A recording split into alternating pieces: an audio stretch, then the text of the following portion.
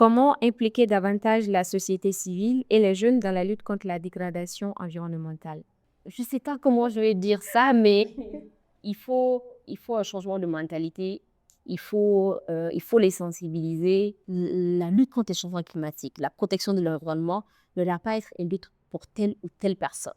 C'est vrai qu'on s'élève, on est peut-être féministe, droit de l'homme, ainsi de suite, mais on ne doit pas en fait, et il y en a qui vont se dire, non, moi je ne suis pas dans ça, je ne suis pas dans VBG, ainsi de suite, mais ça ne doit pas être ça en fait, la protection de l'environnement. Je ne dis pas que les autres points ne sont pas importants, je ne dis pas que le secteur des VBG, c'est quelque chose qui me tient réellement à cœur, je ne dis pas que ce n'est pas important, c'est juste un exemple que je prends, mais je me dis en fait que la lutte contre le changement climatique, la protection de l'environnement aujourd'hui, ça doit être une activité pour tous. Ça doit être vraiment le rôle de tous. Chacun doit s'y mettre, en fait, à la maison, dans nos pratiques quotidiennes. On doit se dire que, en fait, il n'y a pas de petite action. Il n'y a pas de petite action. Vous dites à quelqu'un d'arrêter quelque chose, proposez-lui une alternative. D'ailleurs, comme je le disais, les arbres, en fait, il n'est pas demandé de ne pas couper les arbres. Tu peux couper, mais il y a une manière de couper. Et autre chose, c'est que quand tu coupes, tu replantes. Quand tu coupes, tu replantes. Tout ça, c'est des recommandations, c'est des choses, mais quand nous ne disons pas, on va juste aller les voir, on va leur dire ne coupez pas. Mais c'est des choses qui n'ont pas forcément les mêmes mentalités que nous. Il faut vraiment aller en profondeur les expliquer. L'autre défi, c'est quoi? C'est qu'en fait, les changements climatiques, c'est assez technique, c'est assez scientifique.